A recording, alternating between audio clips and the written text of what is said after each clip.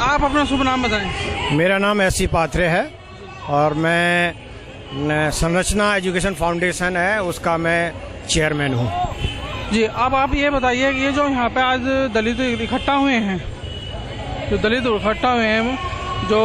तो इसके बारे में ये क्यों हुए हैं, इसके बारे में बताइए। बाबा साहब का 124वां जो जन्मदिवस हम सब पूरा देश मना रहा है। इस दिवस के उपलक्ष्य में दलितों की जो संगठन है, तमाम संगठन हैं, वो एकजुट होकर के बाबा साहब का जो है ना जन्मदिवस यहाँ पर मनाने के उपलक्ष्य में यहाँ पर एकत्रित हुए हैं। ये भी प्रदर्शित करता है कि दलित समुदाय जो है ना कितना सशक्त है।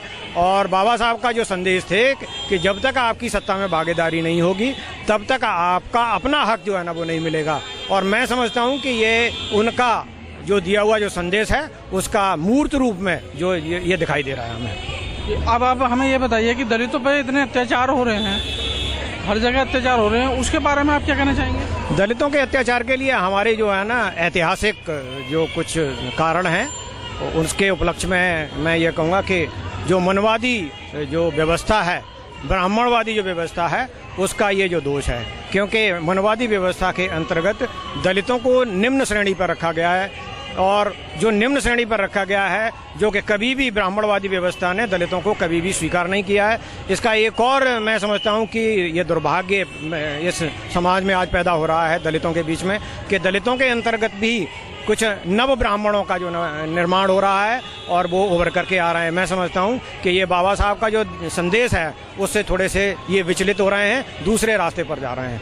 जी, अब हमें एक बात बताइए, जो कुछ वाल्मीकियों ने रामपुर आजम खां के यहाँ पे जो यूपी सरकार के जो अंतर्गत मंत्री हैं वहाँ पे धर्म परिवर्तन की बात आ रही है, वाल्मीकि की ये कहते हैं कि हम धर्म परिवर्तन कर लेंगे, ऐसा क्यों, ऐसा क्या हो रहा है? देखिए, धर्म जो है ना एक जीवन पद्धति है और यदि उस जीवन पद्धति में अगर हिंदुइज्म के अंतर्गत उनको पूर्ण न्याय नहीं मिलता है तो ये उनको पूरा अधिकार है। जहाँ पर भी उनको अगर ऐसा लगता है कि मैं अगर किसी धर्म विशेष के अंतर्गत रह करके उसमें मैं सुरक्षित रह सकता हूँ, मेरा जीवन यापन जो है ना उसमें सुधार आ सकता है, मुझे न्याय मिलेगा, तो मैं समझता हूँ कि इसमें धर्म परिवर्तन में कोई आपत्ति नहीं है और होना चाहिए। जिस धर्म के अंतर्गत उनके ही अपने धर्म के जो अनुयायी हैं वो उनको बैठने नहीं देते हैं, बराबरी का दायरा नहीं देते हैं, मंदिरों में प्रवेश नहीं करने देते हैं, तो ये उसका परिणाम है। उनको बराबरी का हक होना चाहिए। ऐसा विश्व में मैं समझता हूँ कि विश्व में कोई भी ऐसा धर्म नहीं है जो अपने ही अनुयायियों को जो है ना दूर भगाता हो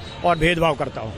अच्छा, ये अब यहाँ पर जो दलित इकट्ठे हुए हैं इनके लिए कोई एक स्पेशल संदेश है? मैं यही कहूँगा कि ये जो तमाम दलित हैं, बाबा साहब का जो मुख्य संदेश है, शिक्षित बनो, संगठित रहो और संघर्ष करो, ये जो अभियान है वो हमेशा आगे रहना चाहिए, यही मैं चाहता हूँ। ये तो ऐसे पात्रे जी जो संरचना के मुख्य कार्यकर्ता हैं और इन्होंने जो है दलितों के लिए संदेश भी दिया है कि शिक्षित बनो, संघर्ष करो।